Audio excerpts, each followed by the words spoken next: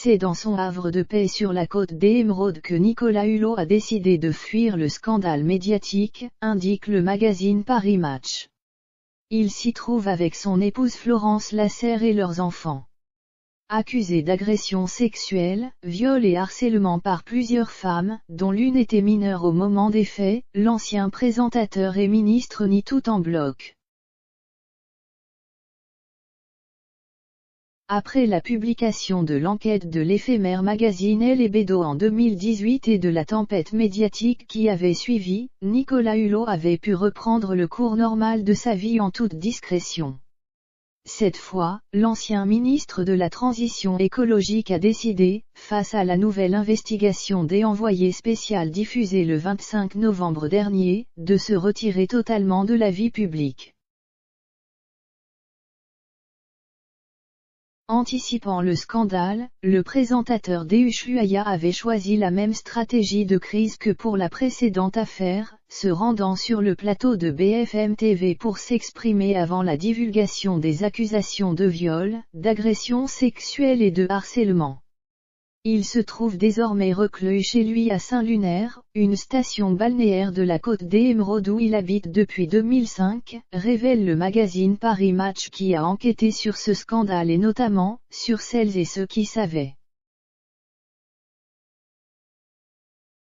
Depuis les révélations de jeudi dernier, il s'est réfugié chez lui, à Saint-Lunaire en Ille-et-Vilaine, où se trouvent aussi sa femme et ses enfants. Contacté, son avocate n'a pas souhaité nous répondre, écrit Paris Match à propos de la situation actuelle de Nicolas Hulot. Dans une vidéo datant de 2019 pour le média belge Le Soir, Nicolas Hulot faisait visiter son foyer pour les journalistes, la maison, je l'habite depuis 15 ans, la plage, je la fréquente depuis que je suis né. Il y a quelque chose qui me rassure, c'est que quand vous prenez les cartes postales de cette époque, rien n'a changé. Dans un monde où tout change, un peu trop vite à mon goût, d'avoir un endroit un peu immuable, ça me rassure. Parfois, je me surprends avec mes enfants à reproduire les mêmes gestes que je faisais avec mes parents.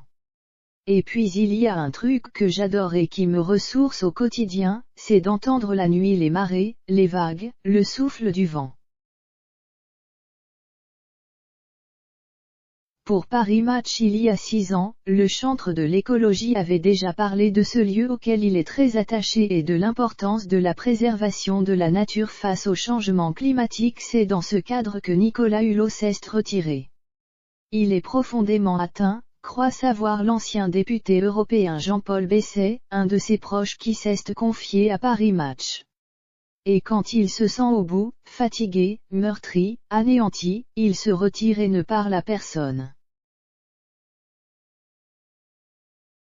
L'infatigable aventurier est fragile psychologiquement d'après le magazine, ce qui était d'ailleurs palpable lors de sa dernière intervention télévisée sur BFM.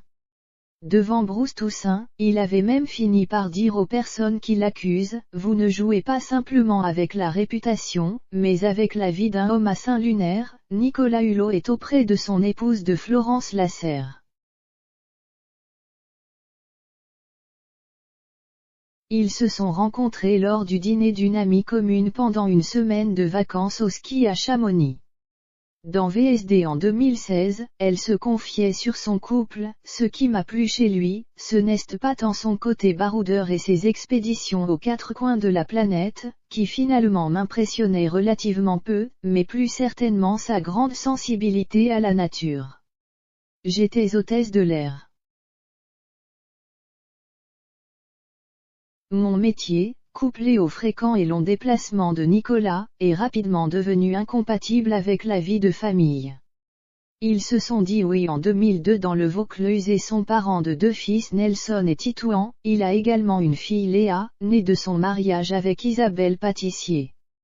De son époux, elle savait qu'il avait la réputation d'être un homme à femme, et elle dira pour la biographe Bérangère Bonté son livre Saint-Nicolas, au début, je l'ai mal vécu. Maintenant, je relativise. Ou je fais l'autruche. Lorsqu'il a démissionné de son poste de ministre en 2018, elle était à ses côtés alors qu'il était profondément ému, plus complice que jamais.